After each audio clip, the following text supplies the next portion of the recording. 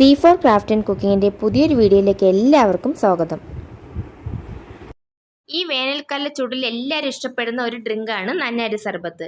ഇനി നന്നാരി സർബത്ത് ഉണ്ടാക്കുന്നതിന് ആവശ്യമായ സിറപ്പ് നമുക്ക് വീട്ടിൽ തന്നെ പെട്ടെന്ന് തയ്യാറാക്കി എടുക്കുന്നത് എങ്ങനെയാണെന്ന് നോക്കാം.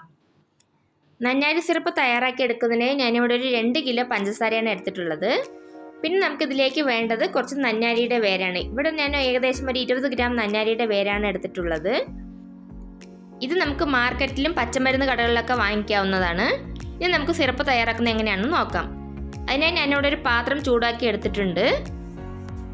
അതിലേക്ക് നമുക്ക് കുറച്ച് പഞ്ചസാര ചേർത്ത് കൊടുക്കാം. നമ്മൾ എടുത്തു വെച്ചിരിക്കുന്ന പഞ്ചസാരയിൽ നിന്ന് വളരെ കുറച്ച് മാത്രം ചേർത്ത് വെള്ളമൊന്നും ചേർക്കാതെ നല്ലതുപോലെ ഒന്ന് ഫ്രൈ ചെയ്തെടുക്കുക. നമുക്കൊരു കാരമൽ സിറപ്പ് തയ്യാറാക്കി എടുക്കുന്നതിനാണ്. നമ്മളിങ്ങനെ ചെയ്യുമ്പോൾ ലോ ഫ്ലെയിമിലിട്ടിട്ട് വേണം ചെയ്യാനായിട്ട്, ഇല്ലെങ്കിൽ പഞ്ചസാര പെട്ടെന്ന് തന്നെ കരിഞ്ഞു പോവും.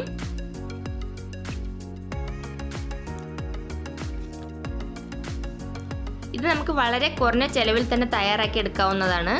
നമ്മൾ കടയിൽ നിന്ന് വാങ്ങുമ്പോഴൊക്കെ കൃത്രിമമായ എസൻസുകൾ ചേർത്തിട്ടായിരിക്കും നന്നാരി സിറപ്പ് തയ്യാറാക്കി എടുക്കുന്നത്. ഇവിടെ നമ്മൾ നാടൻ വേര് ഉപയോഗിച്ചിട്ടാണ് സിറപ്പ് തയ്യാറാക്കി എടുക്കുന്നത്.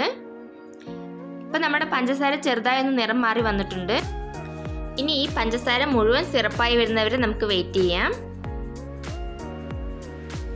ഇത് നമ്മൾ ഈ സമയത്ത് വളരെ ക്ഷമയോട് ചെയ്യേണ്ട ഒരു കാര്യമാണ്, അല്ലെങ്കിൽ ഇത് പെട്ടെന്ന് തന്നെ കരിഞ്ഞു പോയി കഴിഞ്ഞാൽ ഇതിൻ്റെ ടേസ്റ്റ് തന്നെ മാറിപ്പോവും.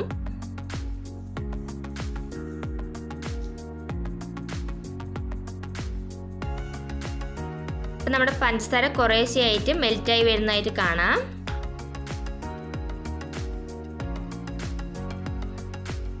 നമ്മൾ ഈ സമയത്ത് ഫ്ലെയിം ഒരിക്കലും കൂട്ടരുത്. ഇപ്പം നമ്മുടെ പഞ്ചസാര മുഴുവനായിട്ട് ഉരുകി വന്നിട്ടുണ്ട്. നമ്മുടെ ഇഷ്ടമുള്ള നിറമാകുന്നത് വരെ നമുക്കിതൊന്ന് ഉരുക്കിയെടുക്കാം. ഞാൻ ഈ ഒരു നിറത്തിലാണ് സിറപ്പ് തയ്യാറാക്കി എടുക്കുന്നത്. ഈ സമയത്ത് നമുക്കിതിലേക്ക് ഏകദേശം ഒരു 2 ലിറ്റർ വെള്ളം ചേർത്ത് കൊടുക്കാം.